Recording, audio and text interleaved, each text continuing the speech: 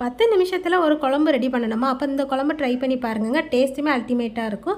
வாங்க இதுக்கு என்னென்ன பொருள் தேவைங்கிறத பார்க்கலாம். நான் வந்து ஒரு 2 கப் தயிரை வந்து நல்லா கட்டி இல்லாமல் நல்லா கரைச்சி எடுத்துக்கிறேங்க. இது கூட 1 டீஸ்பூன் வந்து காஷ்மீரி சில்லி பவுடர், 2 பல் பூண்டை கட் பண்ணி வச்சுருக்கிறேன். ஒரு பல்லாரியை வந்து குட்டி குட்டியாக சாப் பண்ணி வச்சுருக்கிறேன். கடுகு, உளுந்தம்பருப்பு, அப்புறம் ஜீரகம், கொத்தமல்லி தழை, தேவையான அளவுக்கு எண்ணெய், ஒரு 1/2 டீஸ்பூன் மஞ்சள் பொடி, தேவையான அளவுக்கு உப்பு. இவ்வளோதாங்க இது செய்யறதுக்கு தேவையான பொருள். இது எப்படி செய்யலாம் அப்படின்றத பார்க்கலாம். அடுப்பில் ஒரு கடாய் வச்சதும் கொஞ்சமாக எண்ணெய் சேர்த்துக்கலாம். எண்ணெய் நல்லா காஞ்சதுக்கப்புறமா நம்மக்கிட்ட இருக்கிற கடுகு, உளுந்தம்பருப்பு சேர்த்து கடுகு நல்லா பொரிஞ்சதுமே ஜீரகத்தையுமே சேர்த்துக்கலாம். ஜீரகம் வந்து லைட்டாக கலர் சேஞ்ச் ஆனதுக்கப்புறமா மஞ்சள் பொடியும் காஷ்மீரி சில்லி பவுடரையும் சேர்த்து லைட்டாக மிக்ஸ் பண்ணிக்கணும். இதை செய்யும்போது ஃப்ளேம் வந்து லோ ஃப்ளேமில் வச்சு செய்யணும்.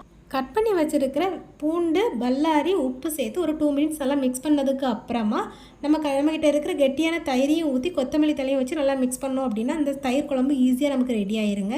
இது 10 நிமிஷம் கூட ஆகாது இது செய்யறதுக்கு. நம்ம எங்கேயாவது வெளியே போயிட்டு வந்து அவசரமாக கூட இது ஈஸியாக செஞ்சு முடிச்சிடலாம். இது வந்து ஒயிட் ரைஸுக்கு சைடிஷ் எதுவுமே இல்லாமலே நம்ம இதை சாப்பிட்லாம். அப்புறம் பிரியாணி, ஜீரா ரைஸுக்கு சைடிஷாகவுமே இதை வச்சு சாப்பிட்லாங்க. டேஸ்ட்டு ரொம்பவே நல்லா இருக்குது. நீங்கள் உங்கள் வீட்டில் இதை ட்ரை பண்ணி பார்த்துட்டு எப்படி இருக்குது அப்படின்றத கமெண்ட்டில் மறக்காமல் ஷேர் பண்ணிக்கோங்க. என்னோட அந்த வீடியோ உங்களுக்கு பிடிச்சிருந்துச்சு அப்படின்னா உங்கள் ஃப்ரெண்ட்ஸ் அண்ட் ஃபேமிலிக்கு ஷேர் பண்ணிக்கோங்க. அப்படி லைக்கையும் போட்டுக்கோங்க. மறக்காமல் நம்ம சேனலை சப்ஸ்கிரைப் பண்ணிக்கோங்க. நாளைக்கு வேறொரு வீடியோவில் சந்திக்கலாம். பாய்.